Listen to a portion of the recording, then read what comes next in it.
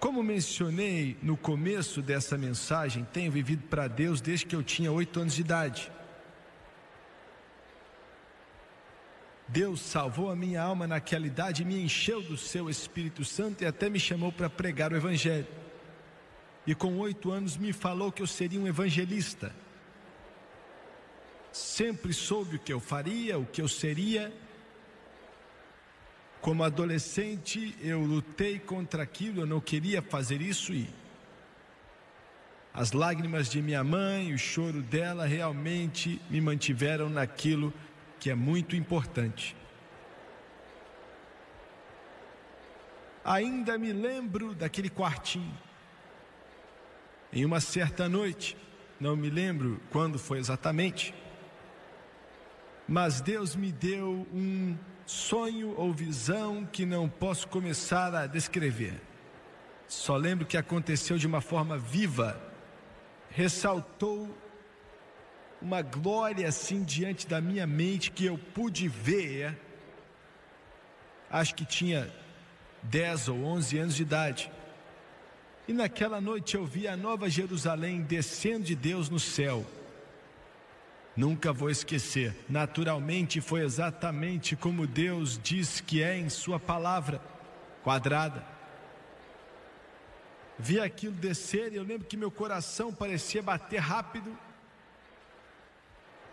E a cidade ia chegando mais perto na medida que descia das glórias do céu. Então o sonho ou a visão acabou. Eu não posso começar a te dizer nessa noite exatamente por que Deus me deu aquele sonho. Eu não sei, eu era apenas uma criança. Eu era muito próximo dele, buscava a face dele e sempre estava buscando mais dele. Mas foi algo que eu nunca esqueci. Em 1970, o Espírito de Deus me acordou. Tínhamos acabado de entrar na rádio em toda a nação e um pouco depois estávamos para entrar na TV. Hoje o nosso programa está, pelo menos no que sei, em mais estações de televisão do que qualquer outro canal cristão no mundo. Mais de 500 canais toda semana, tentando contar a história de Jesus Cristo. Mas Deus me acordou bem cedo naquela manhã, em 1970. Acho que era mais ou menos 2:30 da manhã e eu acordei chorando. A presença de Deus estava tão forte que eu senti que devia me levantar e ir orar. Foi o que eu fiz. Saí até o quarto de oração, era um quartinho que transformei em um escritório, lugar para buscar a Deus. E nem liguei a luz e fazia isso muitas vezes, mas a presença de Deus estava tão poderosa ali, que eu comecei a andar de um lado para o outro, chorando, e o Espírito dele parecia fluir em minha vida. Eu sei como é, uma ou duas vezes na minha vida, sentir a presença de Deus de uma forma tão forte e poderosa, que na realidade senti que se aumentasse eu ia morrer. Eu entendo um pouco sobre o que João quis dizer quando disse que viu ele ali na ilha de Pátimos e se prostrou como um homem morto. Era como se mãos gigantescas apertassem meu coração e o Espírito de Deus falava comigo sobre esse ministério, me falando o que fazer. E foi um pouco antes do amanhecer que eu me prostrei e ainda me lembro do lugar. Estava de joelhos, tinha me prostrado no chão e chorando muito, e parecia que o meu corpo estava se despedaçando enquanto eu buscava ele. E fiz uma pergunta. Eu perguntei a ele algo que perguntei com temor e tremor. Perguntei com um temor tão grande que nunca senti igual, pois sabia o que a palavra dizia. Eu disse: Senhor, quanto tempo vai demorar até o arrebatamento chegar? Eu sei que a palavra diz que homem nenhum sabe a hora, nem os anjos sabem quando vai ser. Quando Jesus falou aquilo, nem Jesus sabia, somente o Pai no céu sabe a data certa. Mas perguntei com palavras que foram quase um sussurro, e aquele que lê o coração dos homens sabia exatamente o que eu estava pensando. Mas eu disse: Senhor, quando o Senhor vai voltar e quanto tempo nós temos? Acho que nunca vou esquecer aquele momento. Ele falou ao meu coração e disse assim, me perguntou quanto tempo falta, quanto tempo minha igreja tem.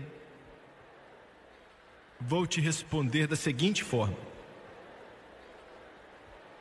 Ele falou: já falei para o Espírito Santo na terra, em suas ações para preparar a igreja e trazer os homens até mim, a Jesus. Já falei para ele para se apressar. Essa é a minha resposta para você. Foi o que ele me falou.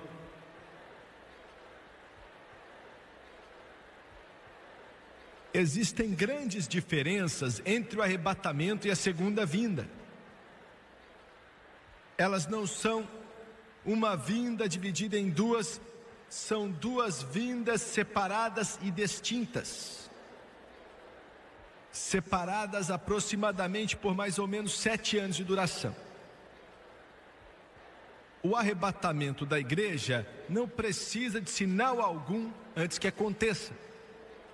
Pode acontecer a qualquer hora, desde a época que Jesus ressuscitou até hoje. Ainda não aconteceu, mas poderia ter acontecido. O arrebatamento pode acontecer a qualquer momento. A segunda vinda virá depois de muitos sinais. No arrebatamento, a trombeta de Deus vai soar. Na segunda vinda não haverá som algum, senão o da sua vinda, com dezenas de milhares de santos. E a palavra dezenas de milhares quer dizer incontáveis dezenas de milhares. Todo santo de Deus que já viveu, descendo com ele em cavalos brancos. No arrebatamento, Jesus Cristo não vai vir a essa terra, só vai aparecer nas nuvens para aqueles que estiverem preparados. Na segunda vinda ele vai pisar no Monte das Oliveiras. No arrebatamento o mundo não vai conhecer, saber ou vê-lo. Na segunda vinda todos os homens vão vê-lo. No arrebatamento os santos do Deus vivo vão estar com ele. Na segunda vinda voltaremos com ele.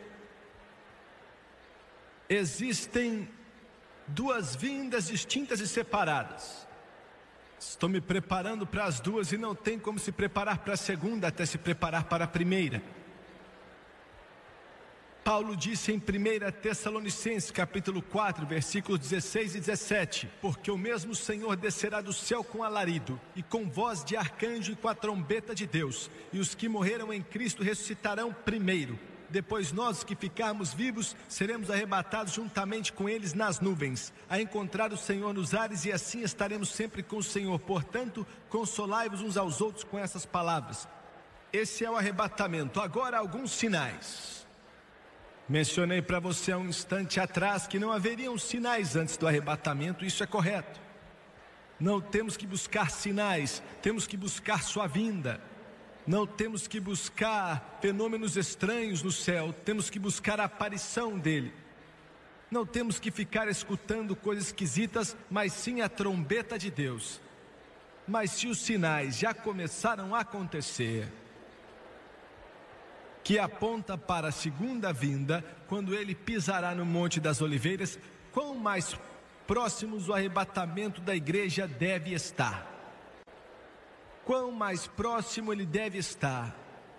Esse evento glorioso e cataclísmico, quando a trombeta de Deus tocar e levar todo filho de Deus vivo nesse mundo para o céu, e todo filho de Deus que morreu antes desse momento, instantaneamente vai subir e encontrar Jesus e ser transformado em um instante. Vai ser o momento mais glorioso que a igreja do Deus vivo já experimentou. Agora, Lucas escreveu no capítulo 21, ele disse o seguinte, nesse grande livro que leva seu nome, eu quero ler para você. capítulo 21, um versículo só, 26. Olha o que ele falou. Homens desmaiando de terror na expectação das coisas que sobrevirão ao mundo. Quero chamar sua atenção a esse termo, na expectação das coisas. Quer dizer que o homem vai desmaiar. O homem vai literalmente olhar para os problemas gigantescos diante da humanidade e dizer: não há esperança, não há porquê, não existem soluções para esses problemas. Na expectação das coisas. Não há um só homem vivo que tenha uma televisão em sua casa, ou que possa ler um jornal ou uma revista, que não sabe que coisas sérias estão acontecendo agora e coisas terríveis estão por vir.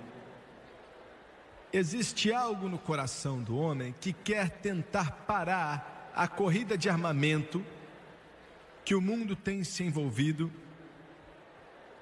gastando $1 milhão por minuto em armas.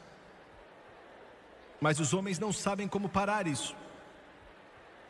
Os homens não sabem como parar, parece não haver uma saída. Enquanto os homens olham para essas coisas, não podem fazer outra coisa senão se perguntar o que acontecerá, porque a humanidade finalmente chegou a um ponto aonde pode destruir a si mesmo por total. Entendeu bem? Esses problemas podiam ter sido resolvidos anos atrás, mas agora já é tarde demais. Eu estive no Novo México, coloquei minha mão na réplica exata do Fat Boy e do Long Boy, as duas bombas atômicas que foram lançadas em Nagasaki e Hiroshima, no Japão, no exato local aonde foram aperfeiçoadas, no projeto de Manhattan, lá em Nova York. Essas armas que destruíram duas cidades, matando quase 250 mil pessoas em um instante, hoje são tão insignificantes que essas armas iam ser apenas o gatilho para bombas de hidrogênio e cobalto.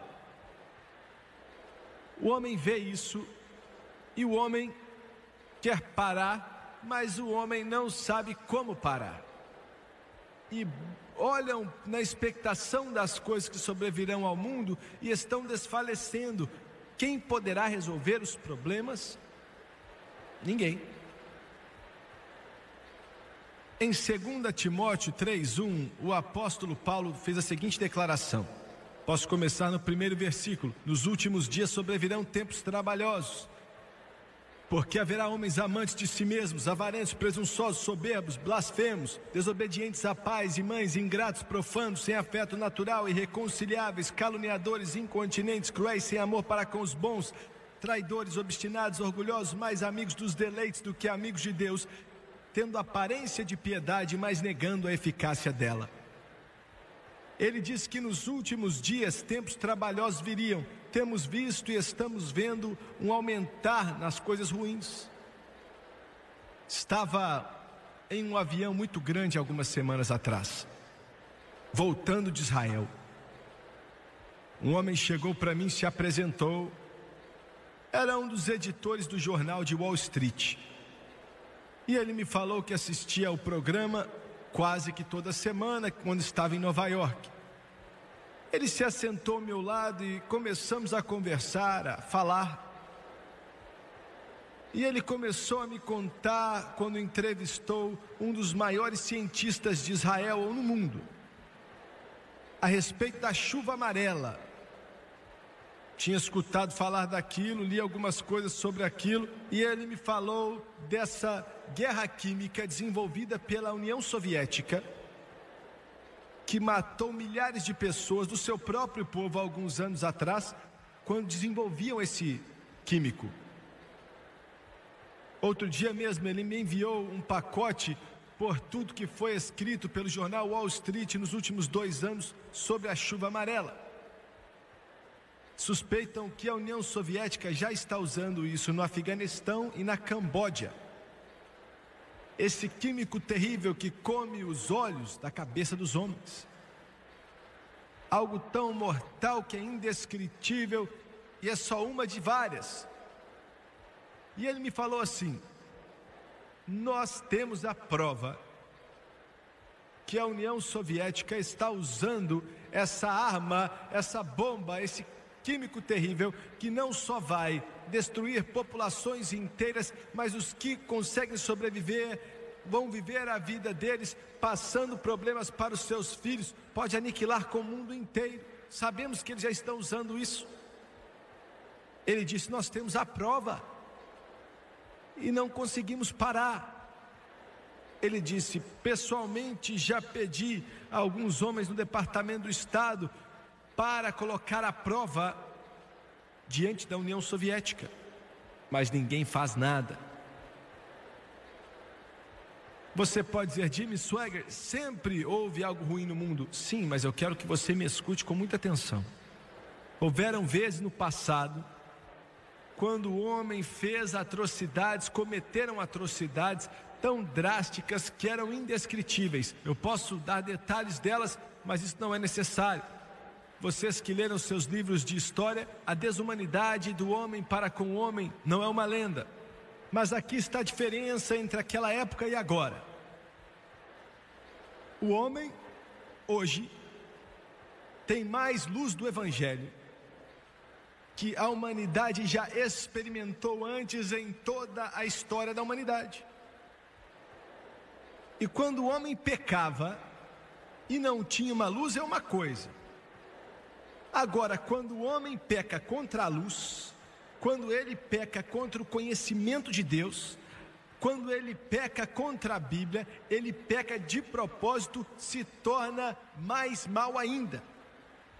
É um mal personificado que não temos como descrever, e é o que estamos enfrentando. O homem hoje está literalmente desafiando a Deus e dizendo: não importamos com o que sua palavra diz, não nos importamos com quem o Senhor é, queremos fazer o que queremos do jeito que nós queremos. Como pregador do Evangelho pela televisão, tenho enfrentado isso mais do que achei que fosse possível da mídia. Fazem tudo o que eles podem para zombar e difamar a palavra do Todo-Poderoso. Por quê? Por quê? Porque na realidade eles estão dizendo: nós não queremos Deus. O mal está aumentando. Outro sinal que veio sobre esse mundo, que tocou o mundo inteiro como nenhuma outra coisa já tocou, é o seguinte: é o oposto total daquilo que eu estou falando. É o antônimo daquilo que eu estou falando, que é o derramar do Espírito Santo sobre a igreja do Deus vivo nestes últimos anos aí. Esse tem sido um dos maiores sinais que o arrebatamento está para acontecer. Deus está preparando seu povo, Deus está preparando sua igreja, e esse grande derramar do Espírito Santo está acontecendo não somente em mais pentecostais do que em qualquer outra época, mas em católicos, batistas, metodistas, presbiterianos, episcopais, em quem quiser beber de graça da água da vida.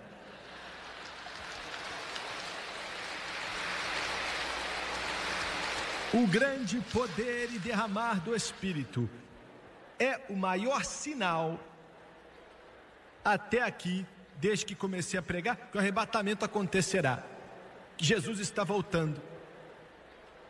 Outro sinal que é como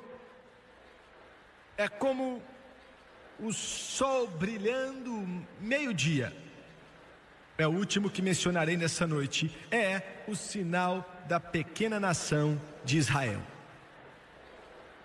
Quero que você pense nisso. Israel é o relógio de Deus. Israel é o país que Deus disse que faria certas coisas com eles. Estão distantes de Deus hoje, mas Deus, em seu grandioso poder, está trazendo eles a um lugar aonde Ele vai fazê-los voltar para Ele. Há pouco tempo atrás, fomos convidados pela nação de Israel para o Líbano. para ver, levamos o pessoal que trabalha na nossa televisão para olhar para aquilo que está acontecendo agora.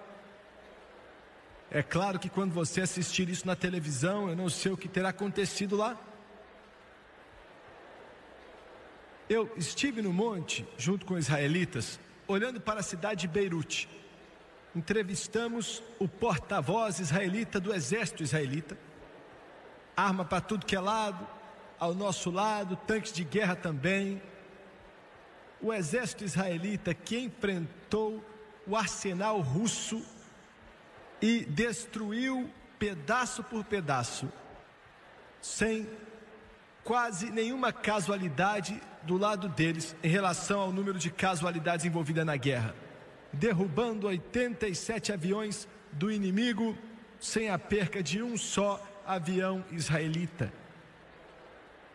E tinha destruído o poderoso T-72 tanque soviético, que o Pentágono falou que era o melhor do mundo, até maior do que o MX, feito pelos Estados Unidos.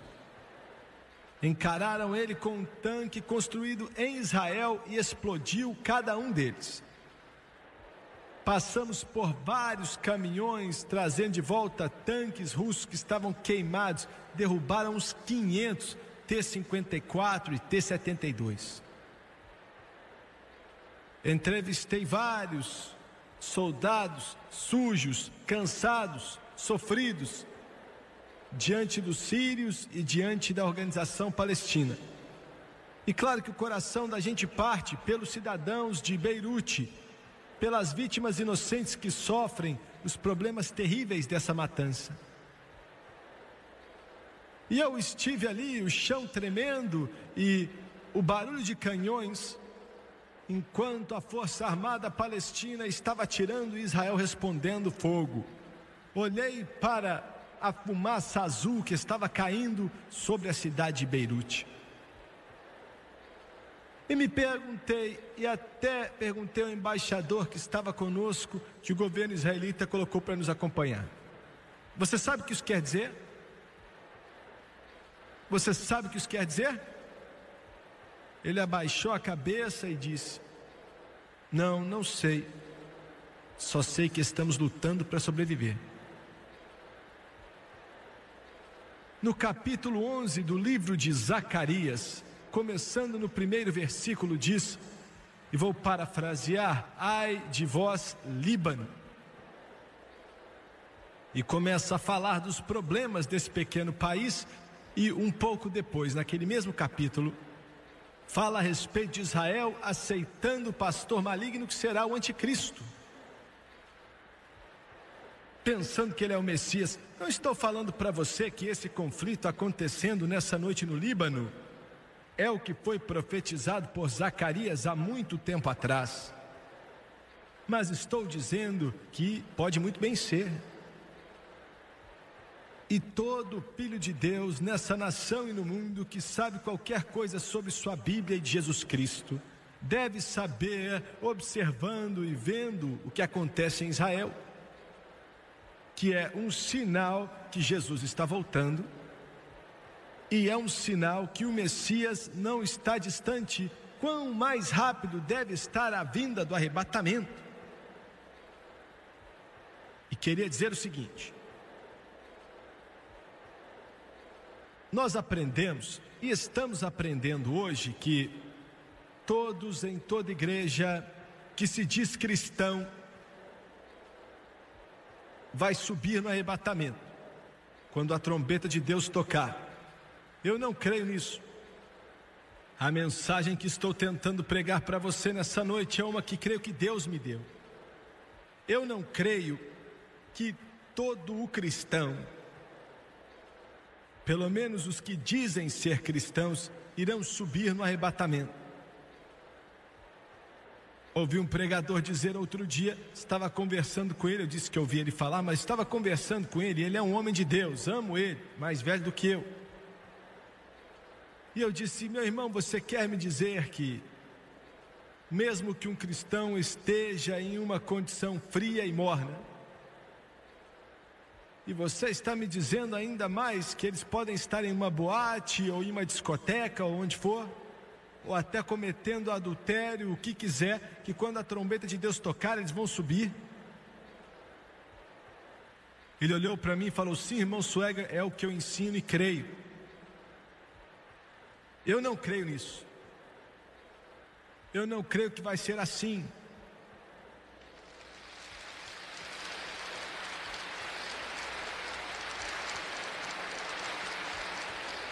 No livro de Apocalipse, capítulo 3, versículo 16.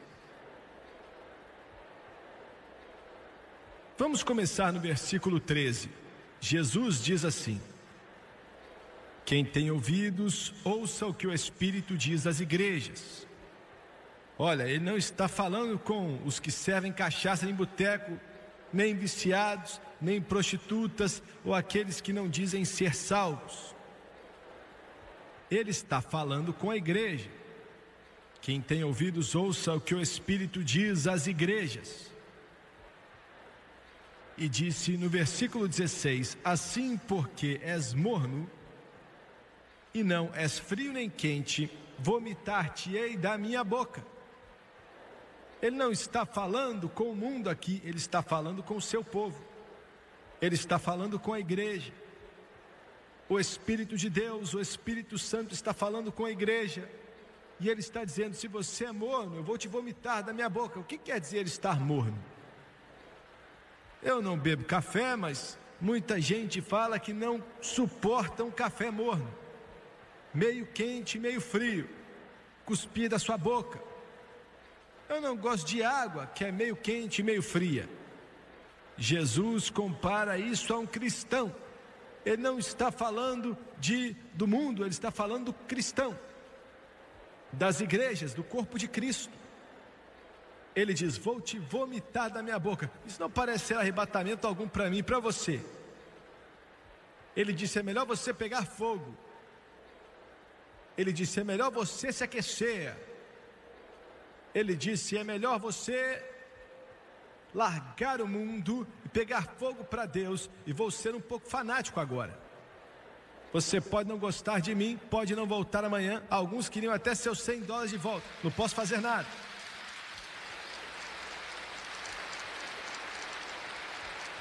É melhor você chegar tão perto de Jesus Cristo que toda vez que você respira é como se fosse um louvor, que sua vida é na presença dele. Você pode dizer: ah, mas você é ministro do Evangelho, aí é fácil. Mas eu sou um trabalhador, eu dirijo o caminhão, eu sou advogado, engenheiro, professor, homem de negócios, eu tenho que trabalhar com o mundo. Você tem que estar mais perto de Deus ainda. No seu trabalho, onde quer que você esteja, eles têm que olhar para você como se estivesse louco.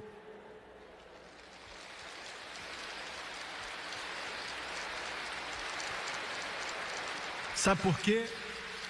Sabe por quê? Eles têm que olhar para você como se você de alguma forma fosse diferente deles. E vou te falar por quê. É porque quando você tem um problema, você bate o martelo na mão, as coisas não dão certo, você não começa a xingar. Você diz: aleluia, obrigado Jesus, glória a Deus, eu te louvo, Senhor.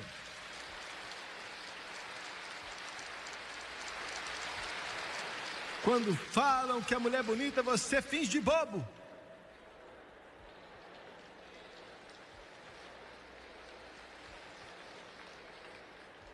Quando falam, como é que é o nome da bebida?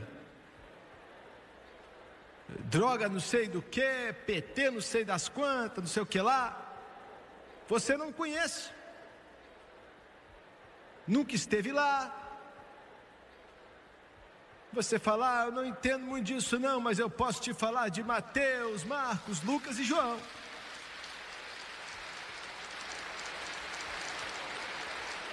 Estou falando de pegar fogo para Deus. Não estou falando de ser um malucão, mas estou falando da presença de Deus habitando em você, amando Jesus de todo o coração. Domingo à noite você está na igreja, domingo de manhã você está na igreja, quarta à noite você está na igreja. Você ama a palavra, ama buscar sua face, ama sua comunhão, ama estar com Ele, você louva Ele em casa, você ama a presença dEle.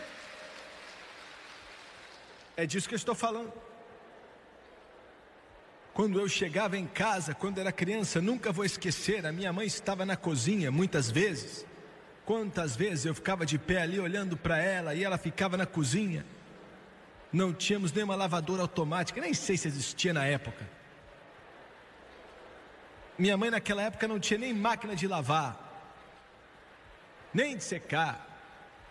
E seja o que temos hoje em dia. Ela lavava a nossa roupa em uma tábua na pia. E fazia assim, ó. Vocês mulheres de hoje não sabem o que estão perdendo.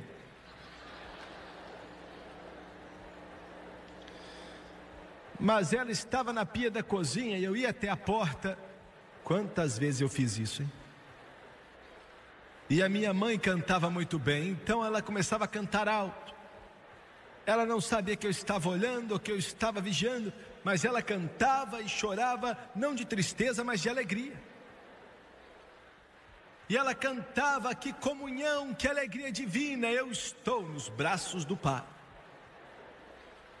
Eu não conseguia provar, eu era só um adolescente de pé na porta, mas eu sabia que dava para ouvir o coral angelical cantando com ela, e a orquestra angelical tocando com ela, enquanto ela cantava, e o poder de Deus era tão forte, que meu cabelo arrepiava todo. Deixa eu te falar um negócio, me escuta aqui. Não estou pregando para o mundo, não estou pregando para os Estados Unidos, não estou pregando para as pessoas que não estão salvas, mas para o cristão. Temos que voltar a isso, ao invés de ficar ali assistindo novela, assistindo seriado e assistindo tudo que é coisa ruim na televisão.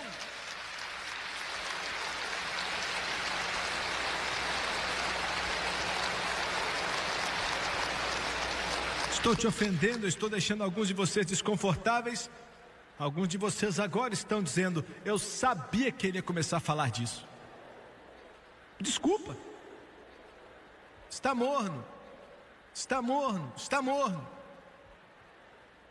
Faz quanto tempo desde que você esteve no coral e de repente você não aguentava mais cantar, as lágrimas estavam descendo no seu rosto e a presença de Deus enchia o seu coração, e você levantava as mãos e começava a louvá-lo, e a presença de Deus vinha sobre a igreja. Ah, mas Jimmy Swaggart, nosso coral não faz isso. Se fizéssemos isso, me jogariam para fora. É isso que eles têm. Feel the pulse, feel the star. Music sparks are beating hearts. Magical from the start. Magic in the air we fly. You and I touch the sky. Hearts entwined, no need to try. Together you and I.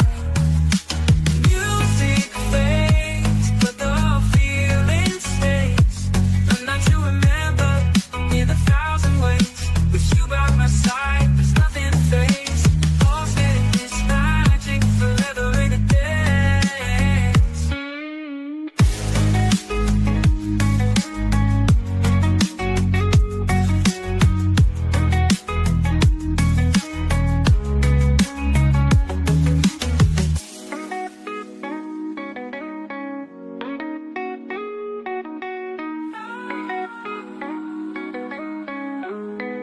Fazer, botar você para correr de lá, você não tem que ficar aí não. Do que você está falando? Encontre um coral onde a glória é real, onde o poder de Deus é real, onde o pregador brada com os redimidos e chora pelos perdidos, onde as pessoas ainda vão ao altar aceitar Jesus e os pecadores ainda sentem a convicção do Espírito Santo ao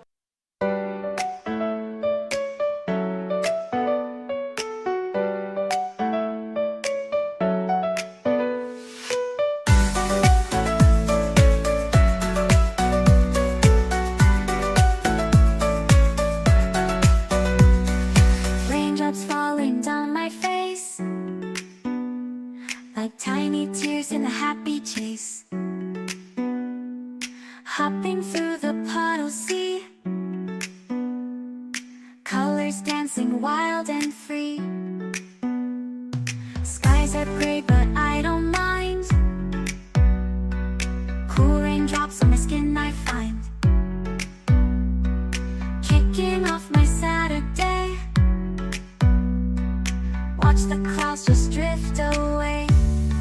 Rainbow in the rain, what a sight. Colors shining oh so bright.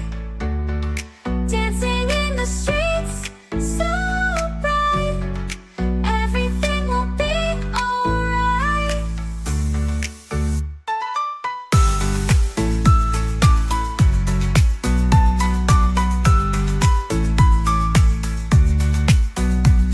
Umbrella spinning, twirling round. A colorful halo on the ground. Music playing on the sand. Skipping beats, the heart will sway. Feel the world come out to play. Lightning cracks, but don't you fear. Magic shines when skies are clear. Raindrops whisper secrets true. A hidden beauty shines right through. Rainbow in the rain, what a sight. Colors shining oh so bright. Dancing in the streets, so bright. Everything will be alright. Raindrops falling soft, peeks through. Rainbow magic, me and you. Smiling faces, hearts alive. Everything will be alright.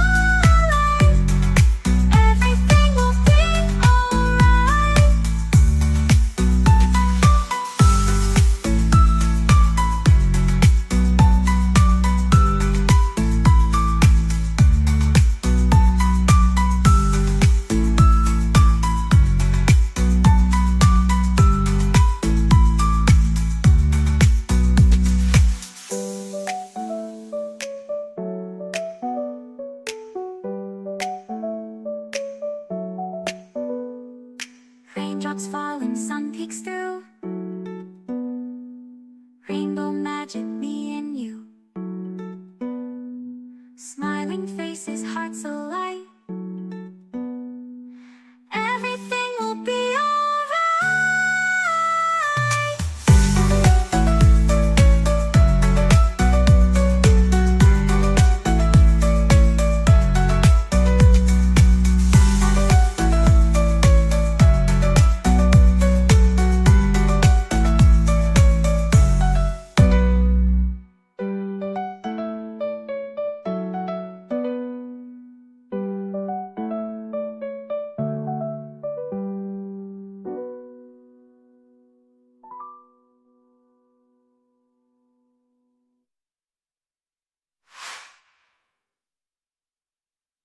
Cansar uma deles, Deus me ajuda!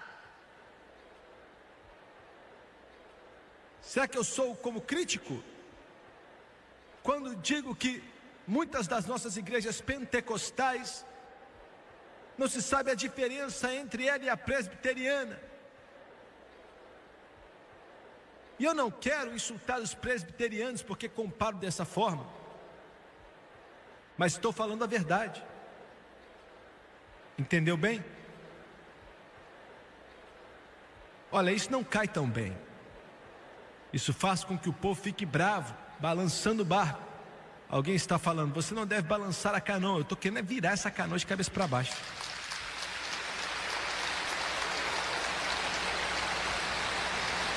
Eu amo a igreja, mas preciso de um avivamento do Espírito Santo. Muito bem, em 2 Coríntios, o apóstolo Paulo disse algo. 2 Coríntios é depois de 1 Coríntios na sua Bíblia. Capítulo 6, versículo 17. Paulo escreveu essas palavras, muitos cristãos queriam que não estivesse aí. 6:17. Vamos começar no versículo 14, não vai fazer mal.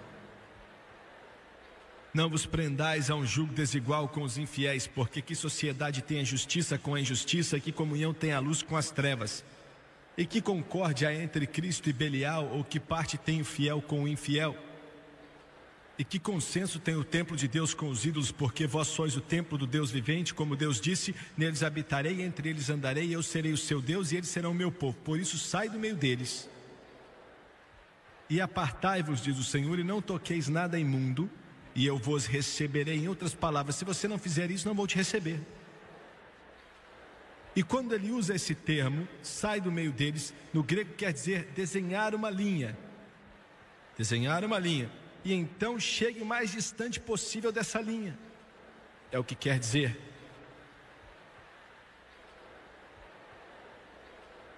Se misturar com o mundo é um dos maiores problemas que temos. É algo que o Espírito Santo sempre coloca em meu coração para alertar a igreja. Pessoalmente, eu não estou interessado no que você faz. Se todos os cristãos forem assistir tudo que é filme que Hollywood lança, eu não estou nem aí. Eu te amo. Vou continuar te amando, independente do que você faça. Mas como ministro do Evangelho, tenho bom senso bastante para saber que toda a sujeira, a obscenidade, a vulgaridade que sai nesses mundos é cada vez mais podre, cada vez mais suja e mais obscena do que em qualquer outra época. E como filho de Deus, você não tem que ir nadar no meio do lixo. Fica longe disso. Fica longe desse negócio.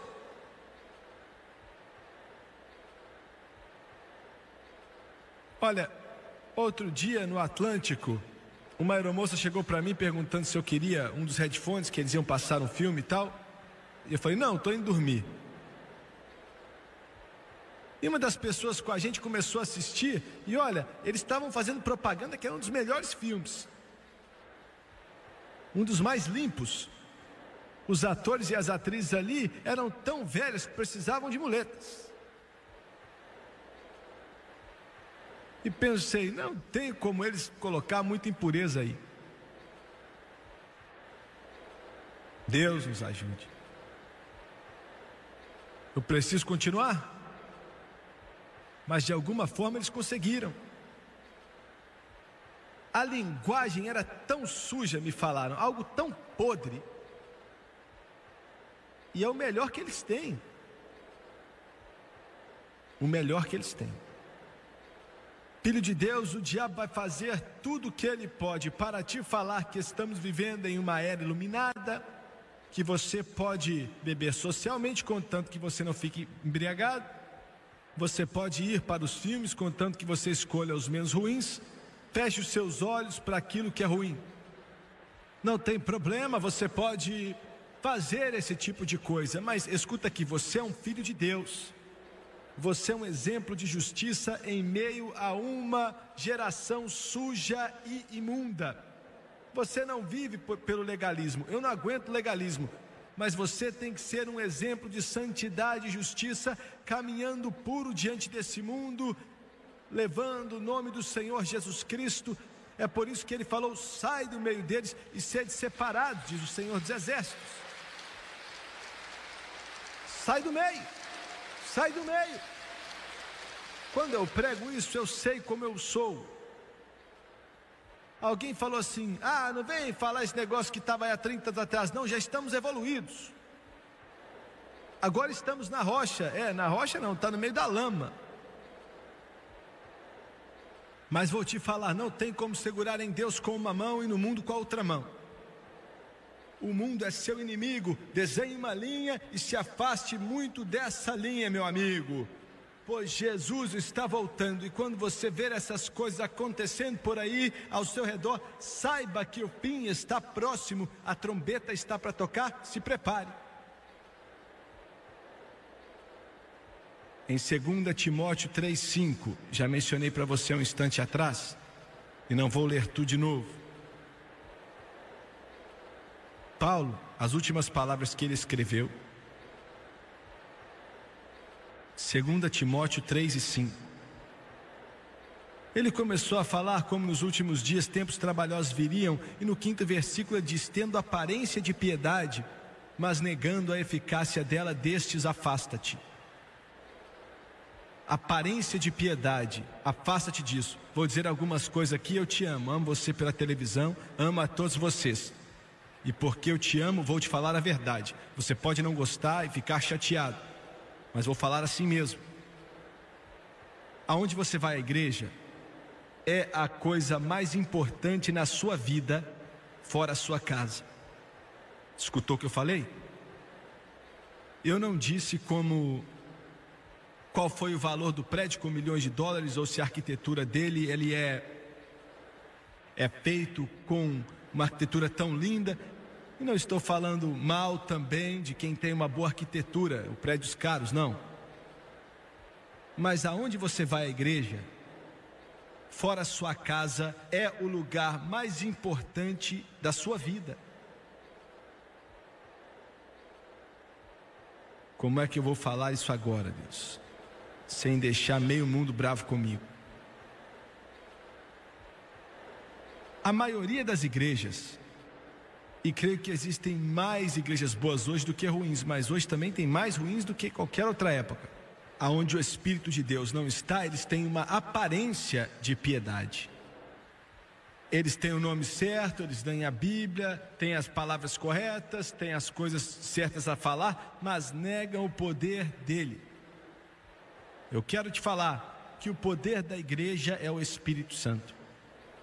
O poder da igreja não é um bando de atividade, não são times de futebol, não é negócio de bingo, não é associação de aconselhamento. O poder da igreja é o Espírito Santo.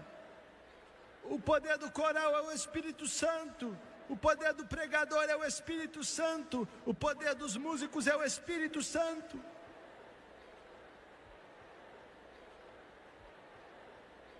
E eu não estou nem aí quantos diplomas seu pastor tem no nome dele.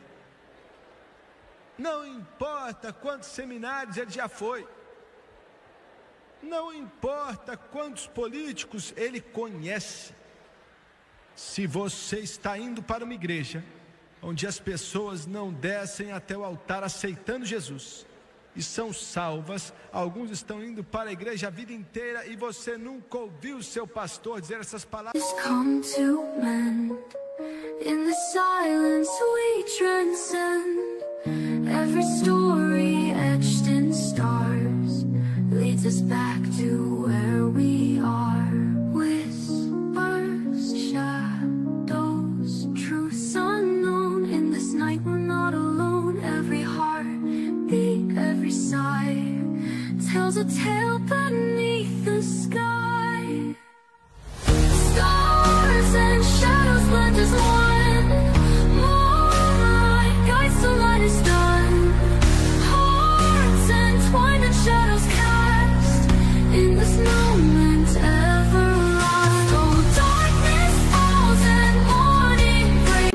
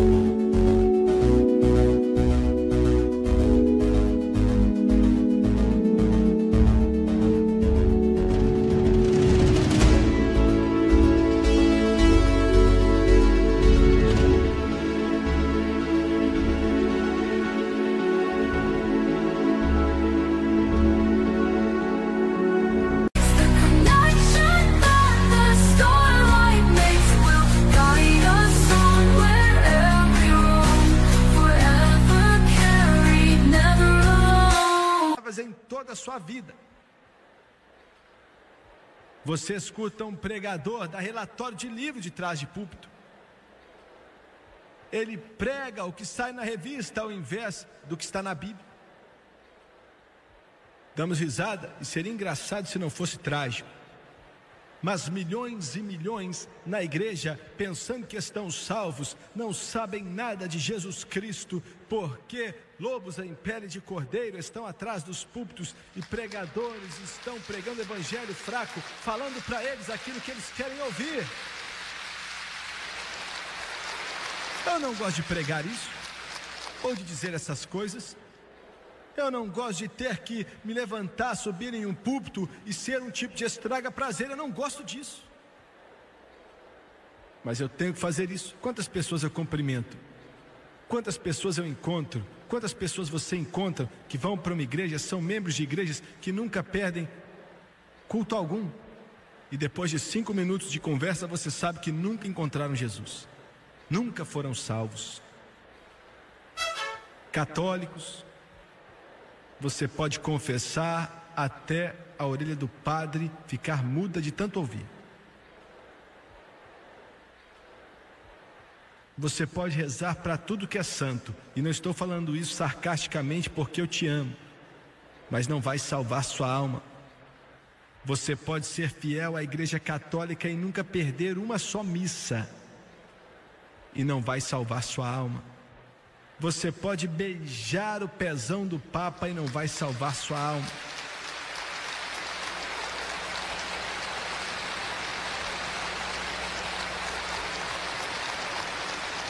Eu falo isso porque sou protestante e não gosto de católicos? Não, não.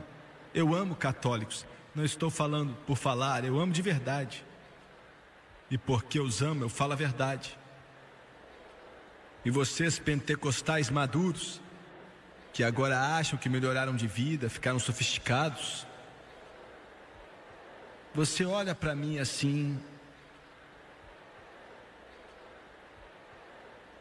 bebendo seu coquetel com o seu sei lá o quê,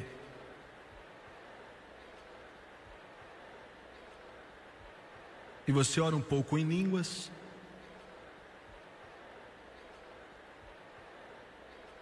e sente que está satisfeito.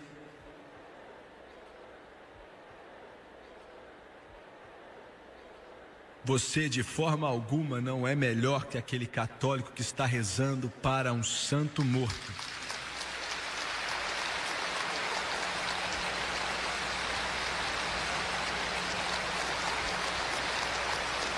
Isso é meio pesado, não é? Se você não entende o que estou falando, eu vou tentar explicar.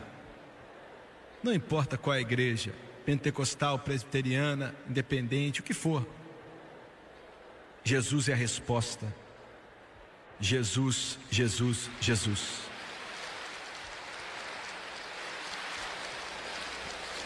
Venham pecadores sem esperança, Jesus limpa o pecado teu, pois salvou o pior entre vós, quando salvou um pecador como eu. Sim, eu sei, sim, eu sei. O sangue de Jesus pode libertar o pior dos pecadores. Sim, eu sei, sim, eu sei. O sangue de Jesus pode libertar o pior dos pecadores. Em breve, a trombeta de Deus vai tocar. Jesus está voltando. Na época você vai desejar que essas palavras simples que esse pregador declarou aqui hoje, que você tivesse escutado com mais atenção. Porque somente aqueles que são lavados no sangue do Cordeiro e têm os nomes escritos no livro da vida do Cordeiro vão subir quando a trombeta tocar. Abaixe sua cabeça, por favor. Obrigado, Jesus. Louvado seja Deus. Louvado seja Deus.